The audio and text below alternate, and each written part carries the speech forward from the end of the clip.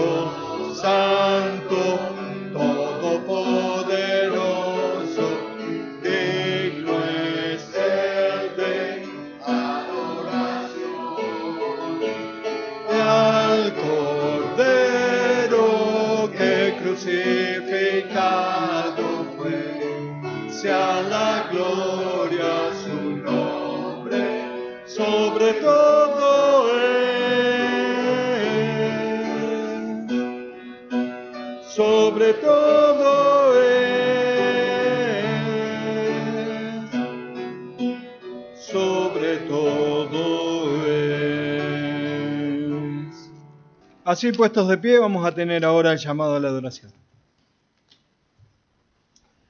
Vamos a adorar al Señor leyendo el Salmo 98. Salmo 98. Vamos a adorar al Señor leyendo Salmo 98. Cantad a Jehová cántico nuevo, porque ha hecho maravillas. Su diestra lo ha salvado y su santo brazo. Jehová ha hecho notoria su salvación. A vista de las naciones ha descubierto su justicia.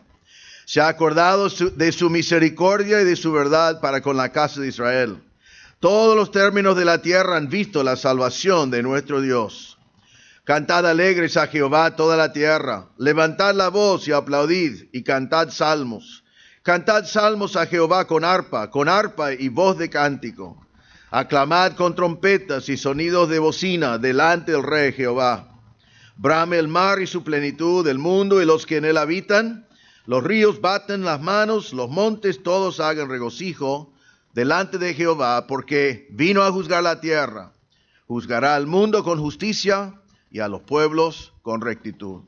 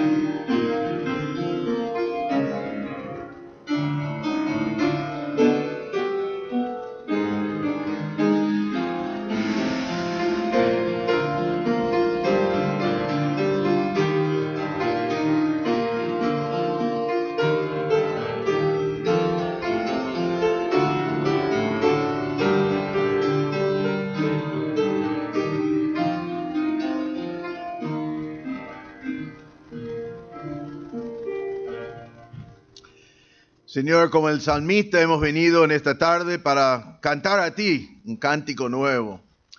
No nuevo por el estilo o nuevo porque no lo conocemos, sino un cántico nuevo porque nos has hecho criaturas nuevas, que nos has regenerado, nos has dado salvación por tu misericordia. Y cantamos con otro sentir y con otro conocimiento, levantando en alto tu nombre. Te damos gracias, Señor, porque vemos tu misericordia y tu verdad para Israel, y que la salvación ha llegado a toda la tierra. Señor, te damos gracias por esa salvación y hemos venido en esta tarde para levantar en alto tu nombre, para adorarte de todo corazón, y pedimos, Señor, que cada uno de nosotros podamos humillarnos delante de ti en esta tarde, levantar tu nombre y adorarte como iglesia. Pedimos en el nombre del Señor Jesús. Amén.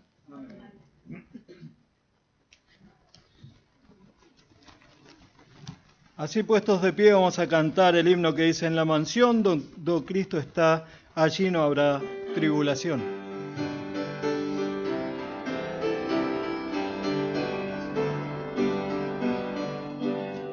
En la mansión donde Cristo está, allí no habrá tribulación, ningún dolor, ningún pesar que me quebrante el corazón. Allí no habrá tribulación, ningún pesar, ningún dolor.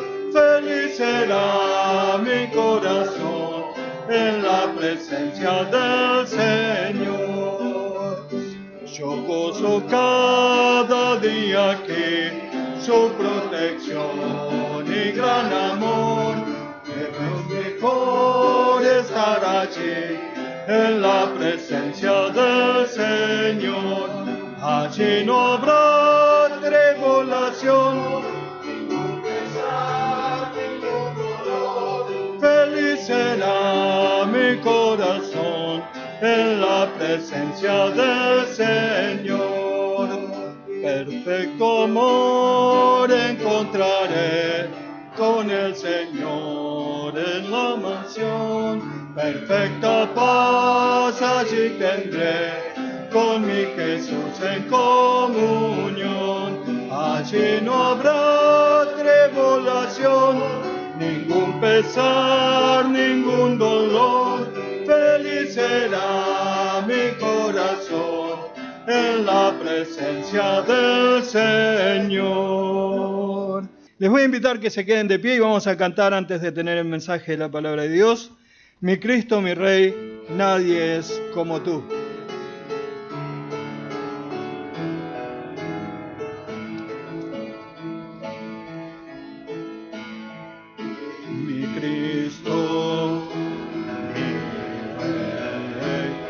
nadie es como tú. Toda mi vida quiero exaltar las maravillas de tu amor. Consuelo, refugio, torre de fuerza y poder, toda mi ser, lo que yo soy, nunca cese de adorar.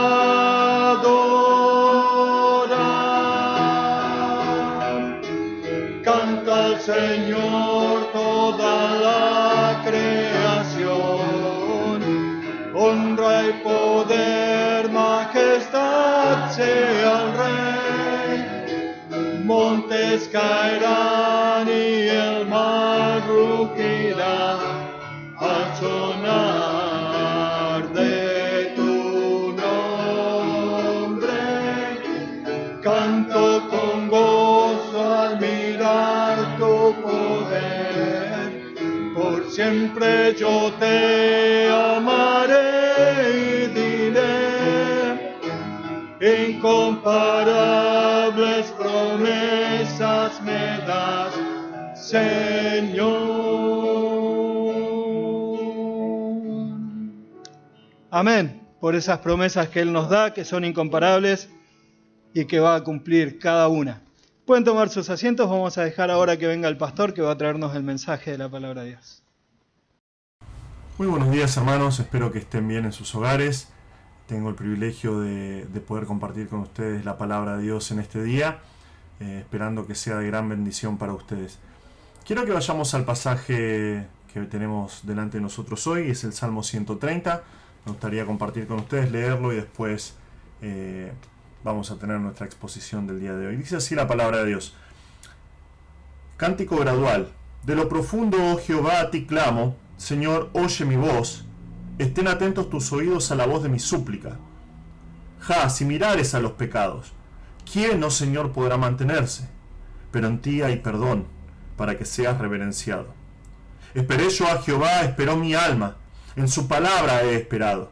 Mi alma espera a Jehová más que los centinelas a la mañana, más que los vigilantes a la mañana. Espere Israel a Jehová, porque en Jehová hay misericordia y abundante redención con él, y él redimirá a Israel de todos sus pecados. Tenemos frente a nosotros un salmo que es sencillamente hermoso.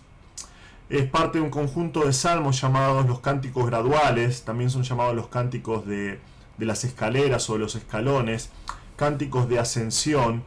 Eran las 15 canciones que van desde el Salmo 120 al Salmo 134, y los judíos que vivían cerca de la ciudad, cerca de Jerusalén, tenían el mandato bíblico de asistir a Jerusalén para las 3 fiestas principales de su religión: la fiesta de los tabernáculos, la fiesta de Pentecostés y la Pascua. Eran fiestas realmente masivas, donde según algunos historiadores llegaban a tener una concurrencia de más de 2 millones de personas. Eran tiempos de fiesta, tiempos de adoración al Señor en el templo. La gente se reunía como una inmensa familia y el entorno era siempre un entorno de alegría. Realmente era un tiempo de gran bendición. Pero más allá del mandato bíblico para los varones que vivían cerca del área del templo, los judíos deseaban de corazón poder asistir a estos eventos. Tal era el fervor que tenían de asistir que, por ejemplo, en el caso de la Pascua, a través de los siglos ha perdurado un dicho que tienen hasta el día de hoy. Ellos dicen, cuando celebran la Pascua en sus hogares, ellos dicen: hoy celebramos acá, el año que viene en Jerusalén, teniendo el anhelo, el deseo de poder festejar un tiempo tan especial como la Pascua en la ciudad santa. A medida que realizaban el peregrinaje, subiendo a Jerusalén, los peregrinos iban entonando estos cánticos graduales.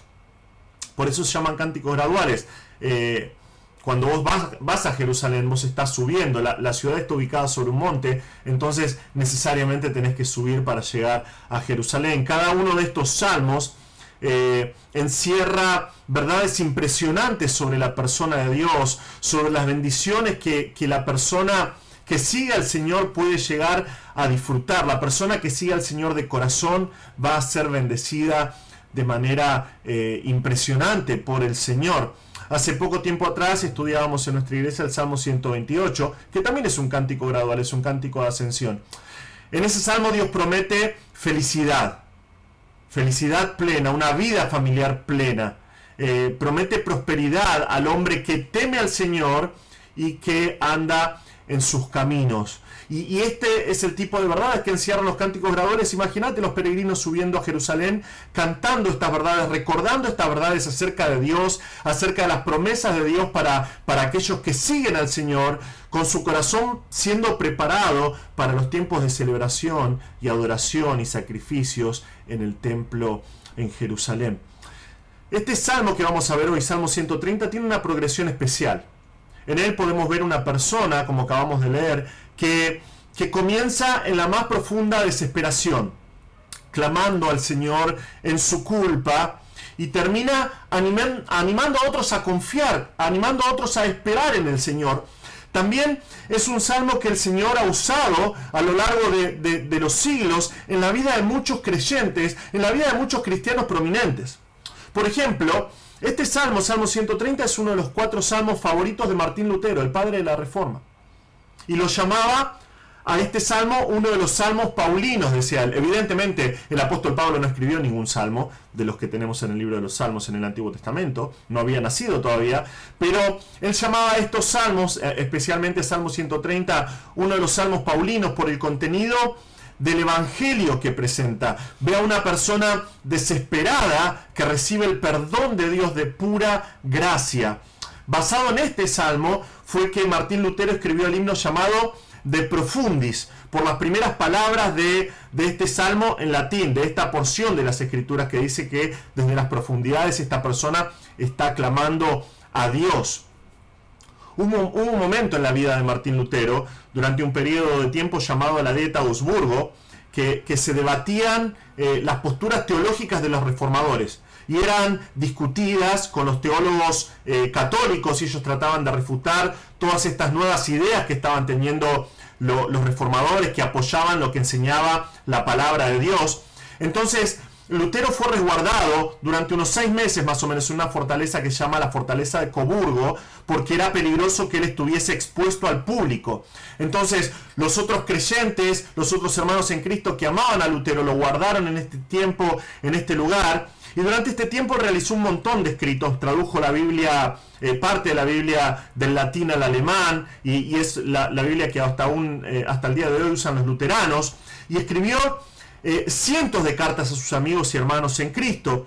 Pero Martín Lutero era una persona que sufría de tiempos de desánimo y de depresión, y de tanto en tanto caía víctima de la aflicción. Entonces cuentan los historiadores que él llamaba a los sirvientes, llamaba a sus amigos en la fortaleza de Coburgo, y les decía: vengan, canten junto a mí el salmo de lo profundo, para poner en ridículo al diablo.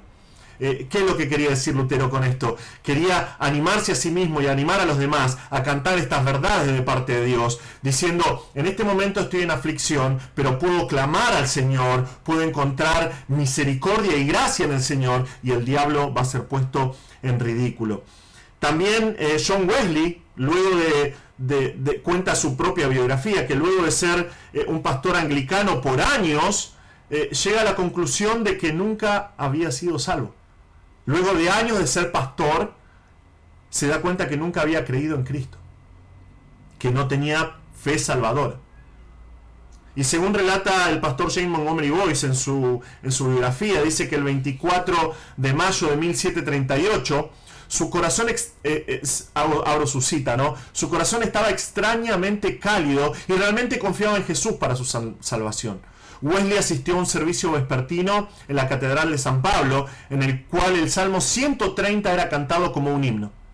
Wesley fue grandemente conmovido por él, y fue uno de los medios que Dios usó para abrir su corazón al Evangelio de salvación. Y es que este salmo es realmente maravilloso. En él nosotros podemos ver cómo el autor, una persona que al principio está completamente desesperada, está sumergida en la más profunda de las culpas, va saliendo paso a paso, es rescatada por el Señor, para terminar proclamando que Él va a esperar en el Señor, va a terminar proclamando a otros sobre las bondades que hay en Dios, animando a otras personas a confiar en el Dios de Israel. Vemos una progresión de estados que van desde el reconocimiento sincero del pecado, la seguridad del perdón de Dios, a la enseñanza a otros sobre estas verdades.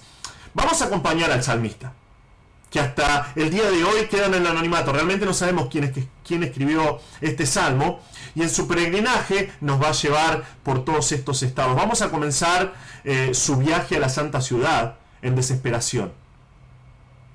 Pero para el momento que él vislumbra la hermosa Jerusalén, su corazón va a ser diferente. Pero lo primero que vamos a ver es un alma clamando desde la más profunda culpa. Un alma clamando desde la más profunda culpa. Dice, cántico gradual. De lo profundo, oh Jehová, a ti clamo. Señor, oye mi voz, estén atentos tus oídos a la voz de mi súplica. Nuestro salmo comienza aclarando que se trata de un cántico gradual, cosa que ya hemos explicado. Pero cabe destacar que el salmista comienza este cántico de ascensión desde la más profunda desesperación. Muchas veces la gente piensa en los salmos y piensa que son canciones felices, canciones llenas de alabanza, y muchas veces son así, la gran mayoría de las veces es así, pero otras veces los salmos nos muestran las más bajas experiencias del ser humano. Podemos ver en los salmos dolor, podemos ver desesperanza, podemos ver sentimientos de soledad, sentimientos de enojo por lo que los enemigos injustamente están haciendo contra la gente de Dios, o como vamos a ver en este salmo, sentimientos de gran culpa por el pecado. Y están para enseñarnos a nosotros, los hijos de Dios, están para ayudarnos a nosotros a crecer en nuestro andar con el Señor. Muchas veces no sabemos cómo acercarnos a Dios. Muchas veces no sabemos cómo entablar una conversación con Él, cómo hablar con el Señor. Y en su palabra encontramos la manera de hacerlo, como vemos en estos versículos. Nuestro pasaje comienza con un grito de súplica al Señor.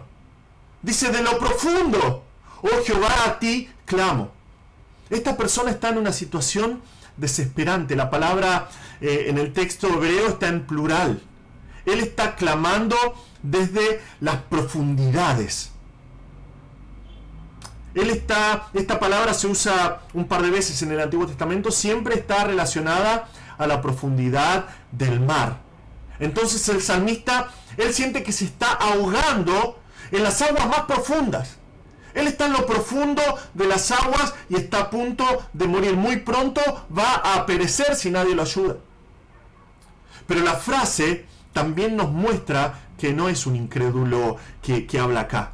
Se trata de un creyente. Esta persona conoce al Señor. Cuando dice clamo, el verbo en hebreo clamo significa clamar o llamar a los gritos, pero también significa llamar a alguien por su nombre, a alguien que conoce. Y él está haciendo eso acá. Él le da el nombre, está llamando a Jehová.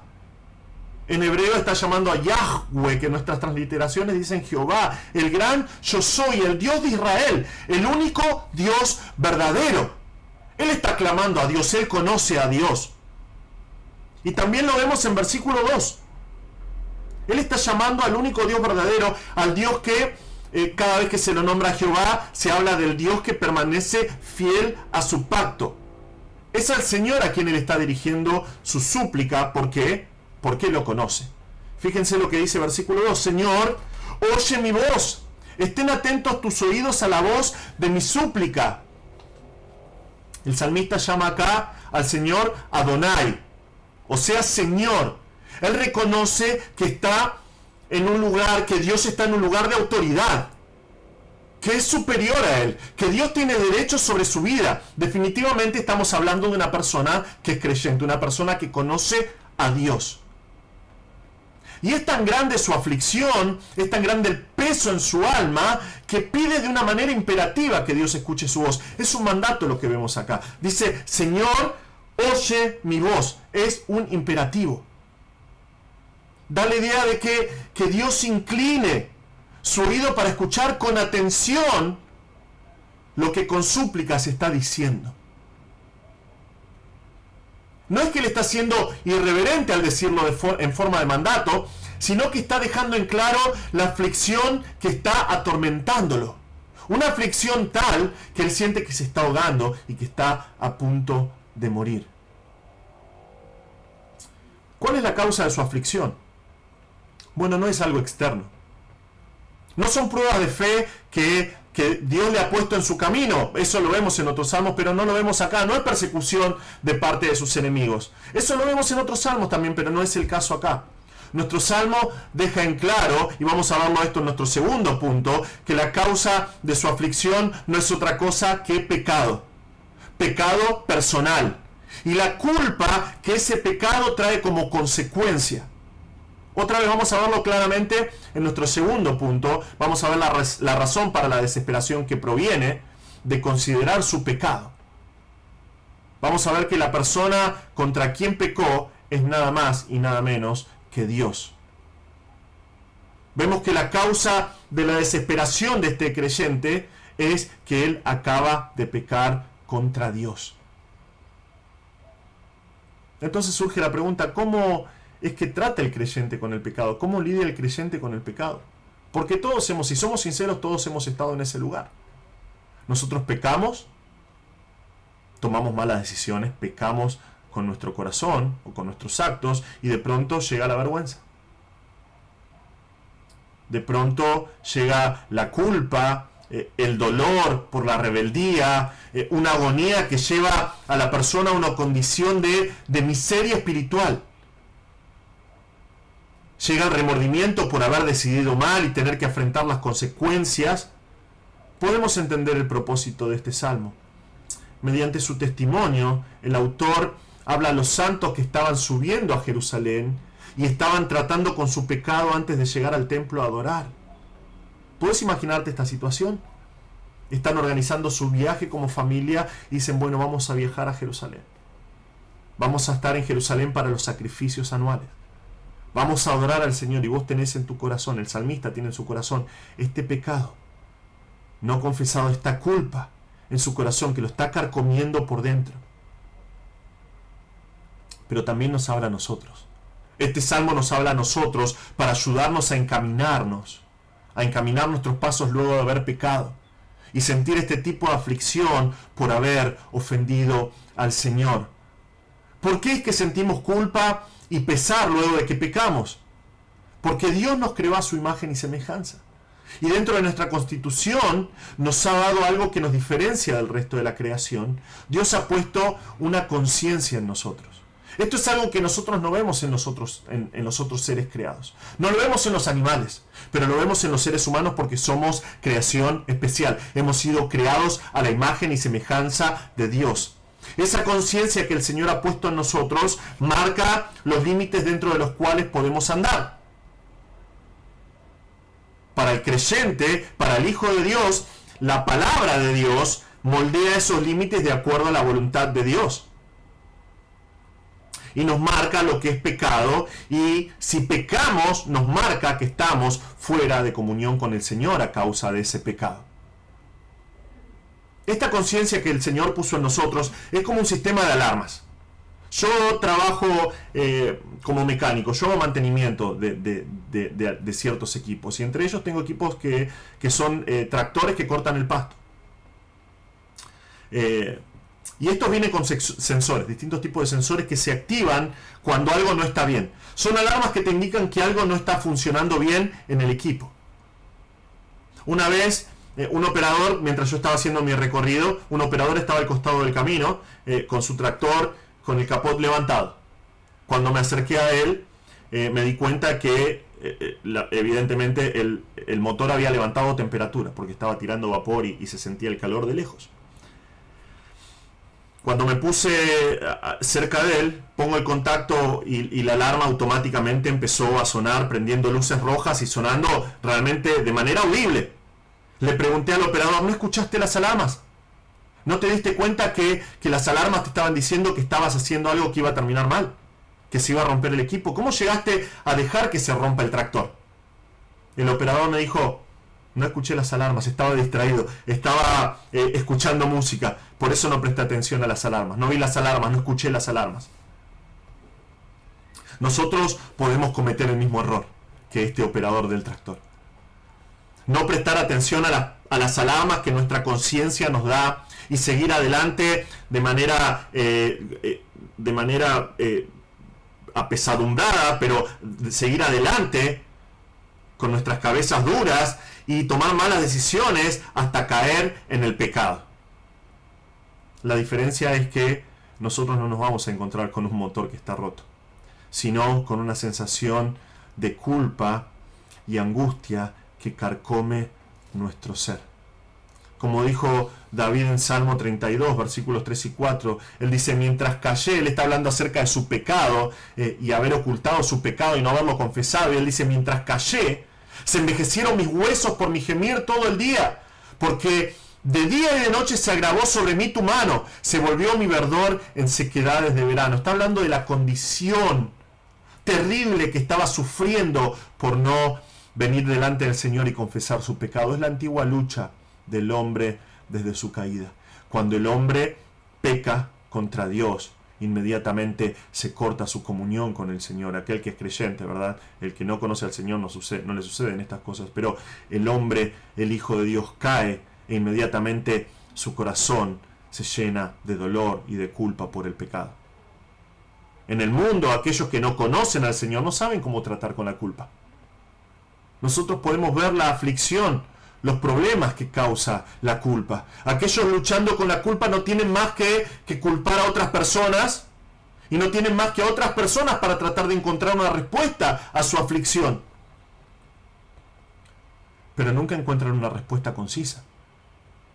Según estudios hechos, por ejemplo, en una universidad de Estados Unidos, y cito lo que dice, se demostró que tras la depresión, la ansiedad, el trastorno obsesivo compulsivo e incluso en los trastornos de la alimentación, habita en gran parte de las ocasiones un sentimiento de culpa. Fin de la cita. Muchas veces tratan de encontrar algún culpable que sea externo, algo que explique lo que pasa. Tratan de alivianar sus propios malos sentimientos por sus propios medios. Tratan de solucionarlo buscando consejo de otras personas, pero casi nunca mejoran, solo empeoran. ¿Por qué? Porque no tienen la revelación de la palabra de Dios para encontrar una respuesta. O simplemente cuando les dan la revelación de la palabra de Dios no la creen e intentan lo que creen que es mejor. Y sus conciencias no dejan de recordar lo que pasó y entran en una vorágine que termina cada vez peor. Pero ¿cómo trata con la culpa el creyente que acaba de pecar? Porque el creyente va a pecar. ¿Puede el creyente dejar de lado esos sentimientos de culpa y seguir adelante? ¿Puede el creyente experimentar paz verdadera aún después de pecar? Nuestro siguiente punto nos va a mostrar que sí. Gracias a Dios que sí. Vemos a continuación a nuestro salmista teniendo un encuentro con el Dios de perdón. Dice así, versículos 3 y 4. Ja, si mirares a los pecados, ¿quién, oh Señor, podrá mantenerse? Pero en ti hay perdón, para que seas reverenciado.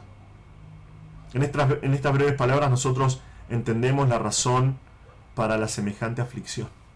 El salmista ha pecado delante de Dios y lo sabe. Él lo sabe.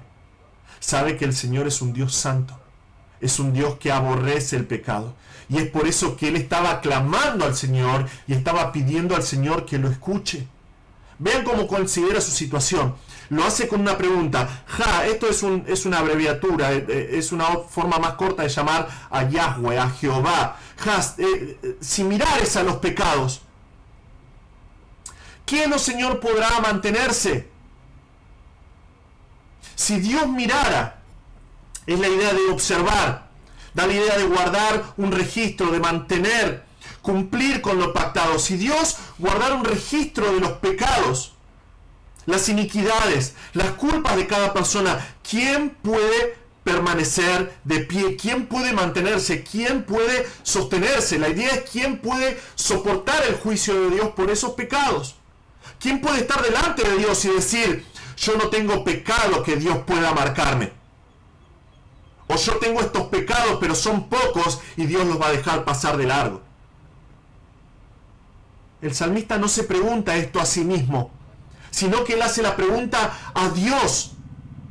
Él dice, Señor, si vos podés contar los pecados de alguien, ¿quién puede sostenerse en pie? Pero sabe la respuesta. Absolutamente nadie podría quedar en pie delante de Dios si Él tuviera en cuenta los pecados. Absolutamente nadie. Nadie puede permanecer delante de Dios por su propia justicia y decir mis pecados no son tan grandes. Nadie puede delante de Dios venir y decir yo no tengo pecado, porque cada uno de nosotros hemos nacido en pecado. Es la reacción que cualquier persona tiene cuando reconoce su indignidad, su humanidad que es indigna delante de Dios, que es santo y perfecto en todos sus caminos. Si recuerdan el relato de Isaías 6, es lo primero que hizo Isaías. Tuvo una visión de Dios en su trono e inmediatamente dijo, ay de mí que soy muerto, porque siendo hombre inmundo de labios y habitando en medio del pueblo que tiene labios inmundos, han visto mis ojos al Rey, Jehová de los ejércitos. Y esto es realmente impresionante porque Isaías era una de las personas más piadosas de su tiempo. Realmente era una persona que amaba a Dios, sin embargo, ante la santidad de Dios, solo pudo ver su indignidad, solamente pudo ver su pecaminosidad, y él proclama una maldición sobre sí mismo. Dice, ay, soy maldito, soy deshecho, estoy muerto, porque Dios es santo y yo soy pecador. Y el salmista acá en nuestro salmo está enfrentando una crisis similar. ¿Cómo puede él lidiar con semejante realidad? Cuando él ve su propio corazón, cuando él está considerando su pecado que cometió y la culpa por ese pecado, y piensa, ¿qué pasaría con su alma si Dios lo tratara de acuerdo a sus pecados? Tendría que ser irremediablemente lanzado al infierno por la eternidad, separado de Dios, y Dios seguiría siendo infinitamente justo. Y es lo que nosotros merecemos exactamente. Cada uno de nosotros, cada ser humano merece exactamente lo mismo por sus pecados. En estas cosas medita el autor de nuestro salmo mientras está subiendo a Jerusalén. Podés imaginártelo si alguna vez viste los paisajes de Jerusalén, o si tuviste el privilegio de caminar por Jerusalén y por esos lugares, e ir caminando mientras sube a Jerusalén, considerando su pecado, considerando su culpa delante de Dios. Y si hubiese quedado con esa pregunta solamente, cuya respuesta él conoce muy bien, si Dios mirara los pecados, ¿quién podría, oh Dios, sostenerse en pie delante tuyo? Y él sabe, absolutamente nadie, él conoce muy bien la respuesta. Si fuese así, si esto quedase acá con la pregunta, no le esperaría otra cosa que un terrible juicio de parte del Señor al llegar al templo. Pero no queda acá. Nuestro salmo tiene una de las frases más esperanzadoras de la palabra de Dios. Él dice, pero en ti hay perdón para que seas reverenciado. Y gracias a Dios, varios predicadores lo dijeron a lo largo de la historia, ¿no? Dicen, gracias a Dios y gloria a Dios por los peros en la Biblia. Pero en ti hay perdón. La frase es rara, porque es tan breve en el hebreo, pero a la vez tan rica. Literalmente dice, pero contigo perdón, punto. En el Señor hay perdón. Y por eso digo que es una de las frases más esperanzadoras que hay en la Biblia. Cada vez que pecamos, lo hacemos contra Dios. Evidentemente podemos pecar contra un familiar, contra un amigo, contra un hermano.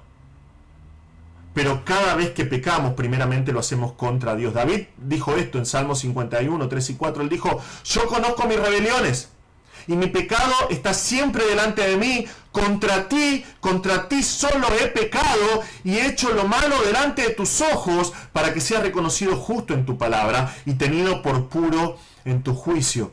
Lo más importante para el pecador, entonces, es recibir perdón de aquel contra quien se peca. Se peca contra Dios. Y el salmista dice que en Dios hay perdón. Cuando uno cree en Jesús, la pena o el castigo, la penalidad por nuestros pecados son cancelados. Nuestra deuda es saldada por el sacrificio de Cristo en la cruz. Él da su justicia, Él nos da su justicia, somos considerados justos porque Él pagó por nuestros pecados y Dios no va a juzgar 2 veces el mismo pecado. Inmediatamente somos hechos hijos e hijas de Dios.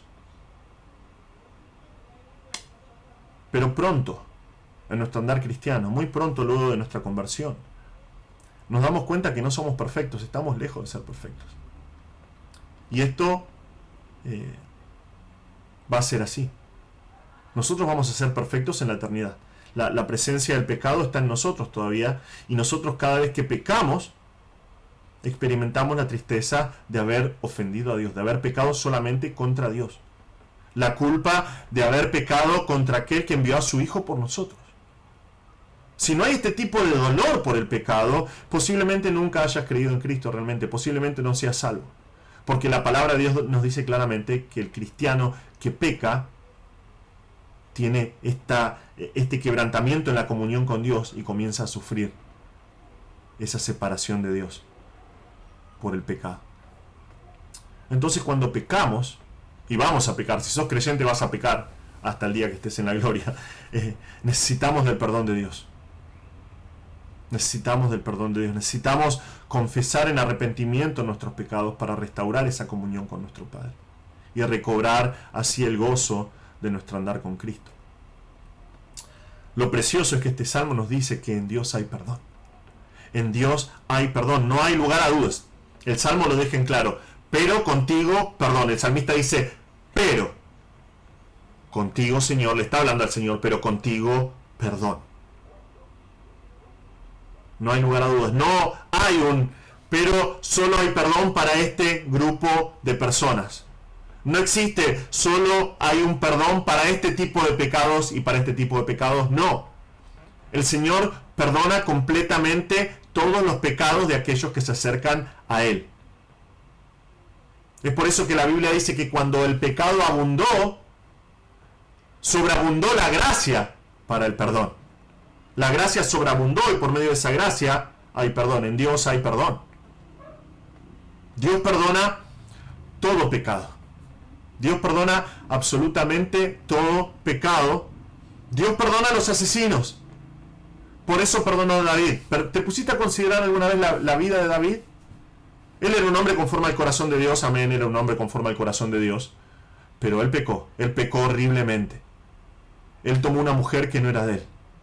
Y él encubrió su pecado. Y no solamente lo encubrió, sino que él conspiró para matar al marido de esa mujer. Él pecó horriblemente, pero Dios lo perdonó.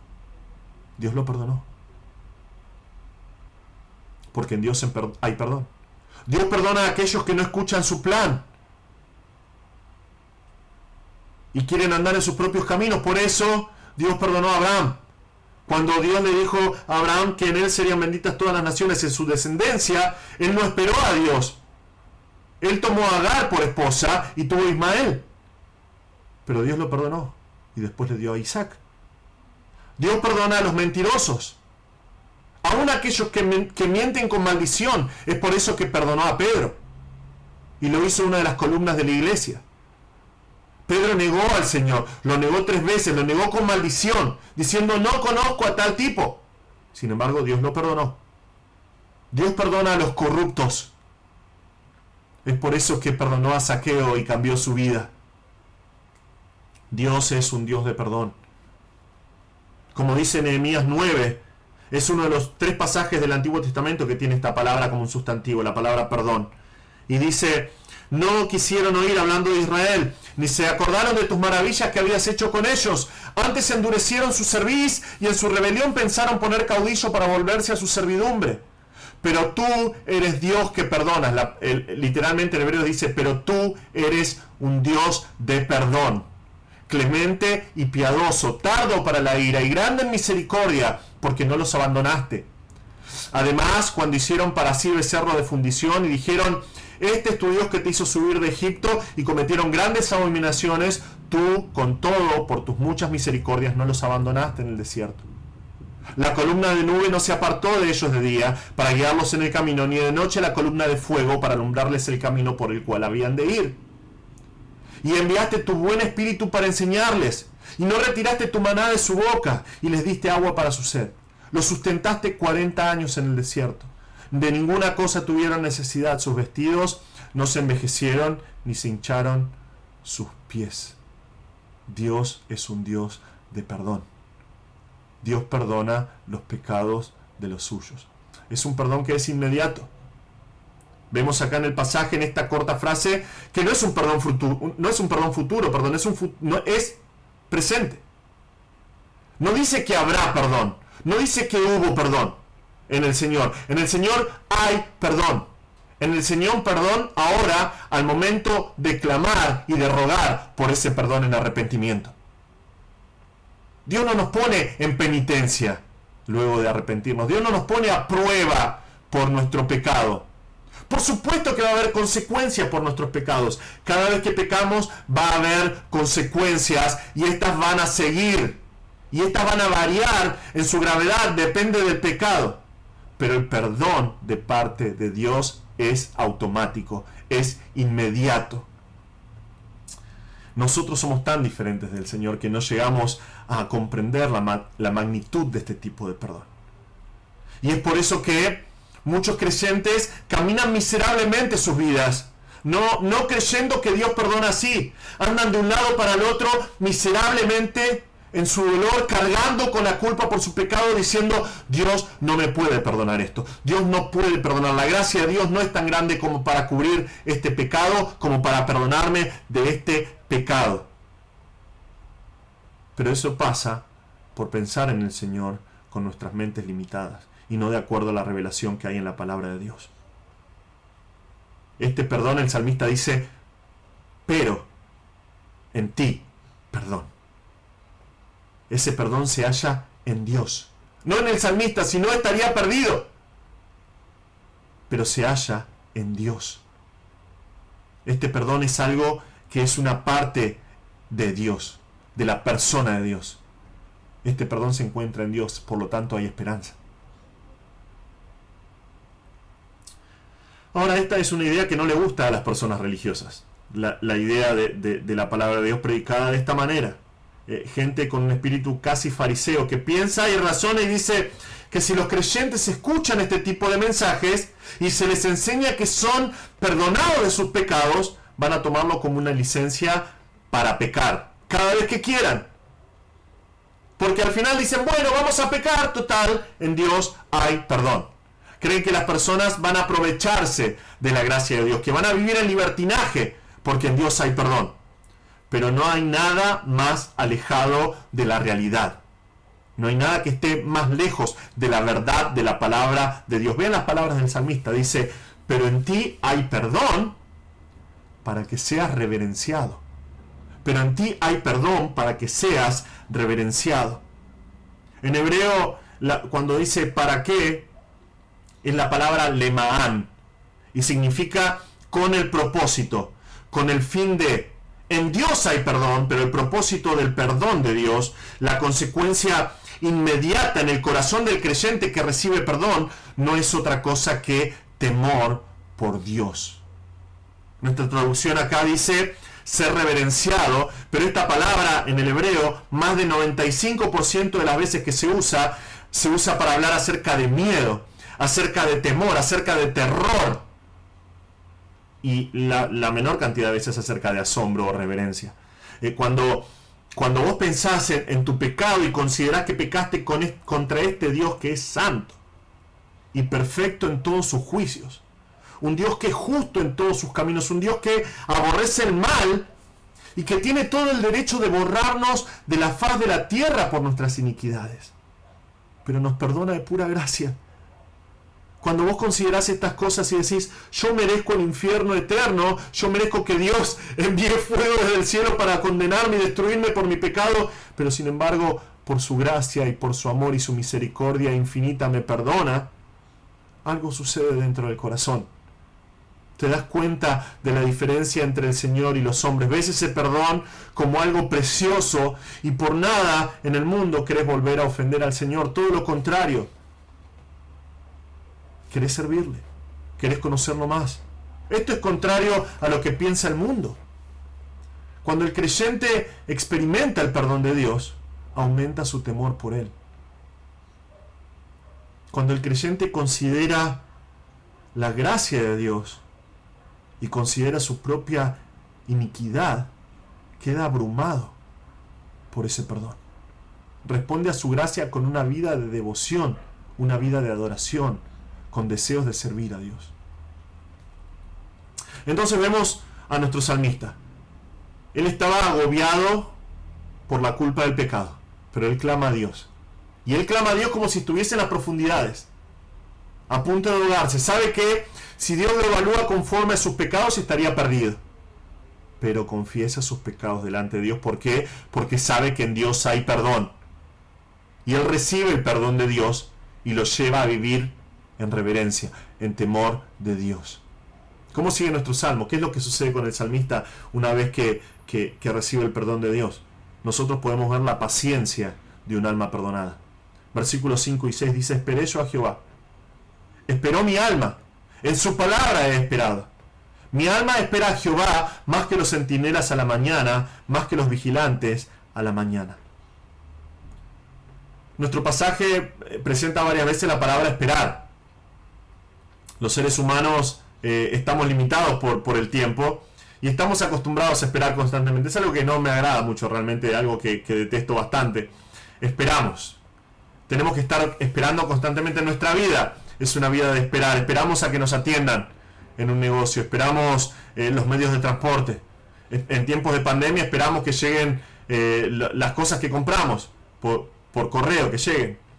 Tenemos la actitud de esperar para alcanzar lo que deseamos, lo que estamos esperando. Pero el salmista, luego de recibir el perdón de Dios, dice: esperé yo a Jehová. Esperó mi alma. En su palabra he esperado. Esperar en Dios es un hermoso consejo, realmente. Un hermoso consejo que vemos vez tras vez en el libro de los Salmos. Los Salmos son preciosos. Es un libro que yo amo. Y por eso es muy probable que te des cuenta que cada vez que predico y comparto en la iglesia estoy predicando un salmo, porque los amo a los salmos. El Salmo 27, por ejemplo, versículos 13 y 14 dice: hubiera yo desmayado si no creyese que veré la bondad de Jehová en la tierra de los vivientes. El salmista está esperando ver la bondad de Dios. Si no hubiese desmayado, si no pudiese esperar en Dios. Y él dice en versículo 14: aguarda a Jehová y esfuérzate. Y aliéntese tu corazón. Sí, espera a Jehová. Él está diciendo: espera en Dios. Es la base de una vida plena. Es la base de una vida con esperanza. Descansar en el Señor, fortalecerse esperando en Dios. No por nada Isaías 40 dice que los muchachos se fatigan y se cansan. Tengo el privilegio en nuestra iglesia con mi esposa de trabajar con los jóvenes. ¿Y sabes qué? Nos damos cuenta eventualmente en un campamento al segundo o tercer día se cansan. Estás en las reuniones y ves que empiezan a dormirse en las reuniones de la tarde. Porque los muchachos se fatigan y se cansan. Los jóvenes flaquean y se caen. Pero los que esperan a Jehová tendrán nuevas fuerzas. Levantarán alas como las águilas. Correrán y no se cansarán. Caminarán y no se fatigarán. Cuando esperamos en Dios, nosotros mostramos nuestra dependencia, que nuestra dependencia está en Él. Aguardamos para conocer su voluntad. Nosotros no tomamos decisiones basadas en las circunstancias que nos rodean. Esperamos en el Señor. Esperamos en el Señor. Y eso es lo que se propone hacer el autor de este salmo. Vemos que es una actitud interior. Él acaba de recibir el perdón de Dios por su pecado. Él acaba de entender que Dios lo ha perdonado. Él tiene temor de Dios. Dice: bueno, ahora voy a esperar en el Señor. Y es una actitud interior. Él espera con su alma, no solamente con sus labios. No está proclamando para que los que están yendo con Él lo escuchen. Él dice: espera a Dios. Esperé yo a Jehová. Él está esperando desde lo más profundo de su ser. Y vemos que la base de su esperanza no es una superstición. No son buenos deseos que provienen de un corazón caído. No son falsas expectativas. Él dice, yo he esperado en su palabra. Su esperanza, su esperar en el Señor está basado en las promesas de la palabra de Dios, que son fieles y verdaderas. Él espera en Dios. Él espera con toda su alma. Él espera en lo que Dios le ha prometido en su palabra. Y podemos ver de manera muy poética cómo el alma que ha experimentado el perdón espera en el Señor vehementemente, con gran expectativa, con gran entusiasmo. Él dice, mi alma espera a Jehová más que los centinelas, más que los centinelas a la mañana, más que los vigilantes a la mañana. Literalmente dice en hebreo, mi alma por el Señor. Ya sabemos que está hablando acerca de esperar, entonces no tiene el verbo esperar, pero dice, mi alma por el Señor, más que los centinelas por el amanecer, que los centinelas por el amanecer. Esto es lo más hermoso de la poesía hebrea en su máxima expresión. Podés imaginar a los centinelas realizando sus rondas nocturnas. No sé si alguna vez trabajaste de noche, tal vez trabajás de noche o tenés horarios rotativos. Cuando vos trabajás de noche, lo único que querés es que se termine el turno, que llegue la mañana. Y los centinelas, imagínate, haciendo sus rondas nocturnas, estando en tensión y alerta toda la noche, porque la seguridad de los que viven dentro de la ciudad depende de ellos que están custodiando en el muro de la ciudad. Y ellos están anhelando, mientras hacen su guardia, anhelan solo una cosa: que el sol finalmente se asome con sus rayos para dar fin a su jornada. Los peligros de la noche pasaron, es tiempo de ir a descansar. Y el salmista dice, bueno, más que estos guardias están esperando el amanecer, mi alma está esperando en el Señor. Él no apresura los tiempos, no toma decisiones por su propia cuenta. Él ha determinado esperar en el Señor, sin importar la situación. Él fortalece su fe en el Señor, él espera y deja en el Señor sus caminos. Podemos ver la progresión de este salmo, de este cántico gradual. Vamos desde la desesperación a la confesión y la apropiación del perdón de Dios, y de ahí va el compromiso de esperar pacientemente en el Señor. Pero no se queda ahí. No se queda ahí. Este salmo realmente va de la más profunda oscuridad y de las profundidades más oscuras hasta la cima más alta e iluminada, porque vemos finalmente el testimonio de un alma perdonada. El testimonio de un alma perdonada. Versículos 7 y 8 dice, espere Israel a Jehová, porque en Jehová hay misericordia y abundante redención con él, y él redimirá a Israel de todos sus pecados. Luego de contarnos de su esperanza, luego de contarnos de su compromiso de depender en el Señor, de esperar en los tiempos del Señor, el salmista proclama a otros, comparte con otros sobre el gran Dios que sirve, sobre el Dios en quien espera, sobre el Dios que lo perdonó. Casi podemos imaginar la escena. Yo me imagino la escena luego de caminar durante días o tal vez semanas. Finalmente la santa ciudad se encuentra frente a él. El templo es visible. Finalmente han llegado. La fiesta está cerca. Y él llega con un corazón perdonado y preparado para adorar al Señor. A medida que entra en la ciudad, su alma restaurada por el perdón, devuelto el gozo de la comunión firme en su convicción de esperar en Dios, comienza a clamar entre sus hermanos judíos. Espere Israel a Jehová. ¡Qué consejo! Esperen en Jehová. Esperen en el Señor. Descansen en Dios. Pero él apoya este consejo. Él apoya lo que dice con tres grandes verdades acerca de Dios, tres grandes razones para esperar en el Señor, y las remarca con las palabras por qué y sus respectivas íes. Él dice, espere Israel a Jehová porque tal, y, ¿no? Él dice, porque en Jehová hay misericordia. La primera razón, dice el salmista, es porque con Él está, la palabra en el hebreo dice, con Él está la Gesed. Esta palabra es mi palabra favorita en el hebreo. Es una palabra tan extensa que es imposible de traducir para nosotros con una sola palabra. En Dios hay misericordia. Significa gracia, significa fidelidad, significa bondad, significa hacer algo bueno por otro. Es la idea de un amor incondicional que nunca falla, es un amor que nunca te deja de lado. Sin importar la situación que podamos atravesar, Dios es bueno y misericordioso, dice el salmista, por eso Israel puede esperar en Él. Puede esperar en Dios sin importar sus errores. Israel puede esperar en Él. El salmista aprendió esto. Él aprendió esto en el camino, yendo a Jerusalén, y lo comparte con los demás. Su situación era desesperante.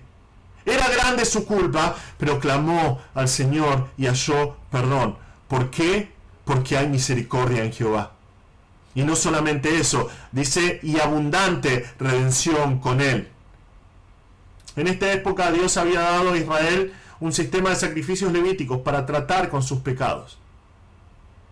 Pero esos sacrificios solo apuntaban al futuro sacrificio, al único sacrificio necesario, único y verdadero para nuestros pecados, el sacrificio de Cristo en la cruz. El punto del salmista es que en Dios hay mucha redención, hay muchas oportunidades de ser redimido.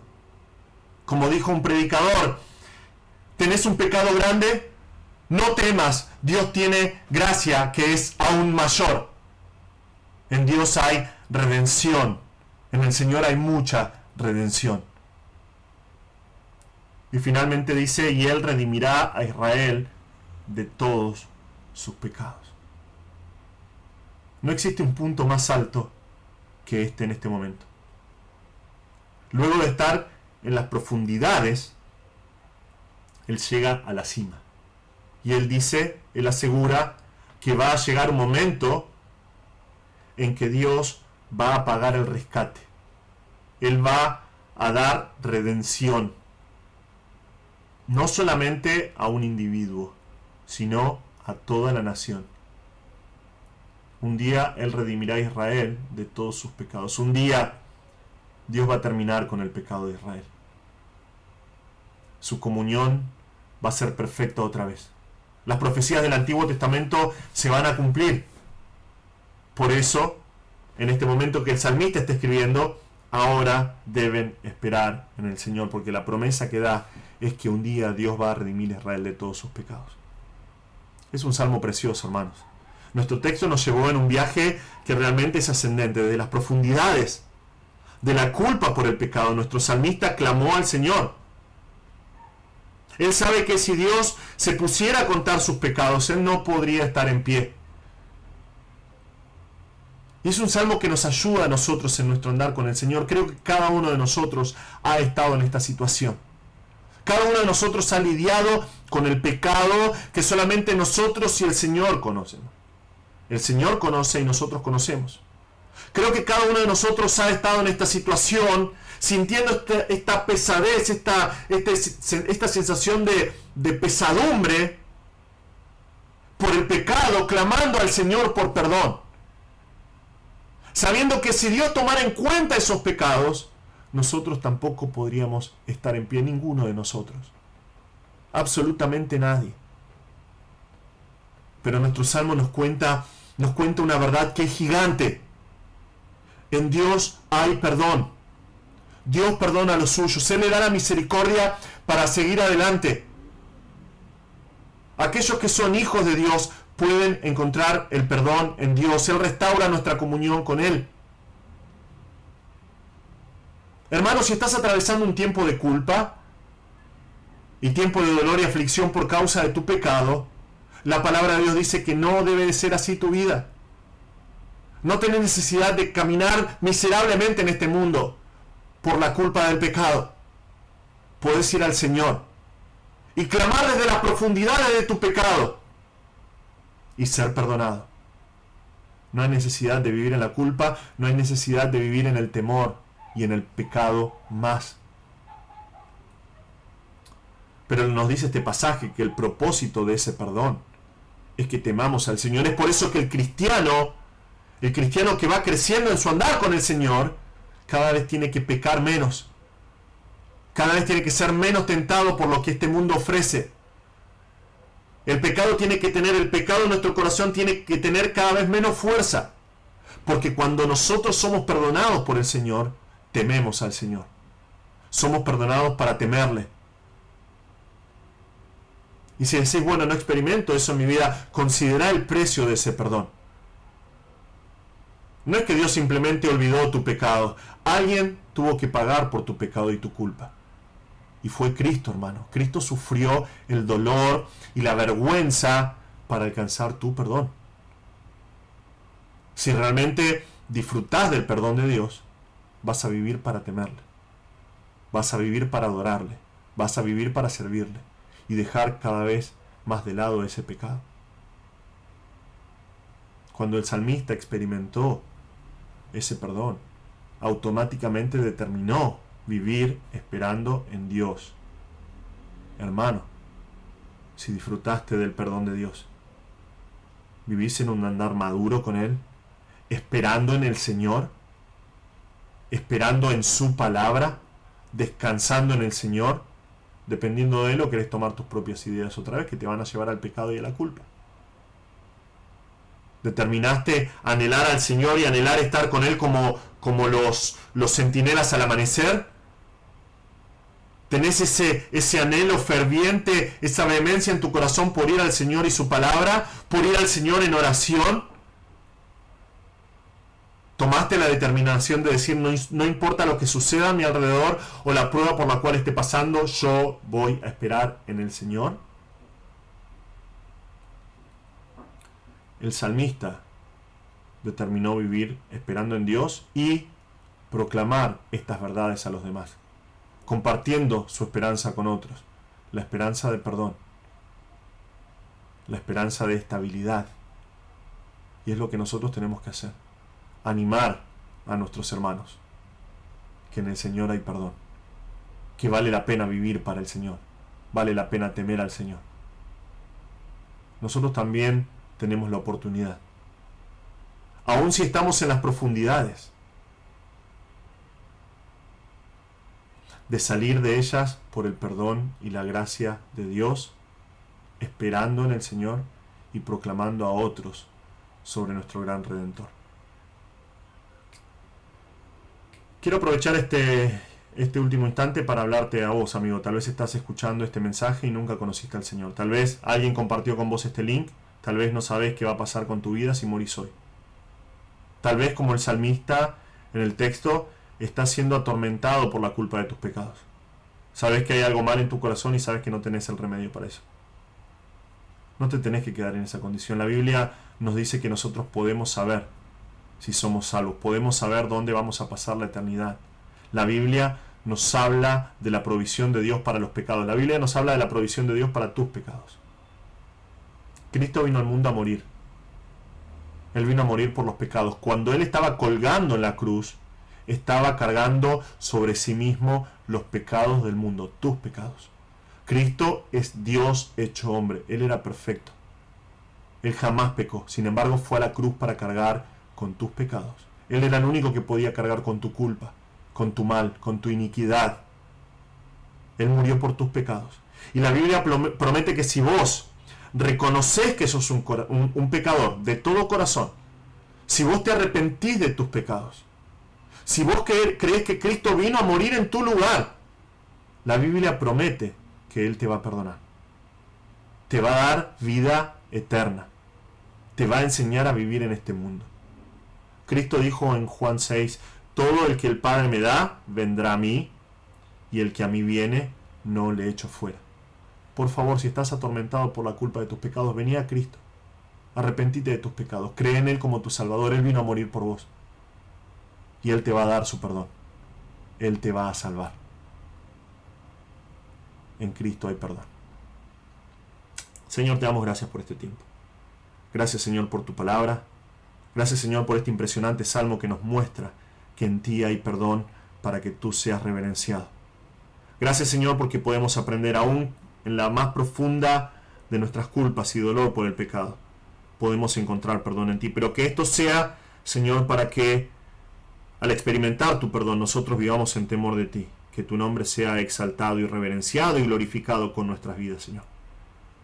Enséñanos a esperar en ti como el salmista proclama y determina. Enséñanos a compartir con otros cómo esperar en ti, un Dios de perdón y de gracia. Te damos gracias, Señor, porque en ti hay misericordia, porque en ti hay mucha redención, y finalmente un día vas a redimirnos a nosotros de todos nuestros pecados, cuando vengas en gloria. Señor, te pido que si alguien no conoce a Cristo, que uses este mensaje para que se acerque a ti, que se arrepienta de sus pecados y pueda experimentar el perdón que hay en Dios. Te damos gracias, Señor, por este tiempo, en el nombre precioso de Jesús. Amén. Les voy a invitar a que nos pongamos de pie. Vamos a cantar 2 estrofas del himno que dice: "Que amor mis pecados decide olvidar".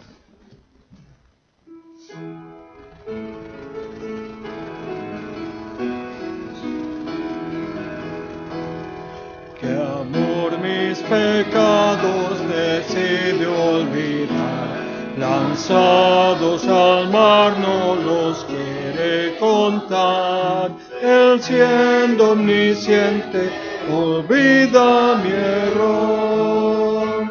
Mis faltas son muchas, su gracia es mayor. Gloria a Dios, su gracia es mayor. Sus misericordias hoy nuevas son, mis faltas son muchas, su gracia es mayor. Paciente me aguarda de mí, un Padre que tierno me llama al hogar, recibe al débil y vil pecador. Mis faltas son muchas, su gracia es mayor. Gloria a Dios, su gracia es mayor. Sus misericordias hoy nuevas son, mis faltas son muchas, su gracia es mayor.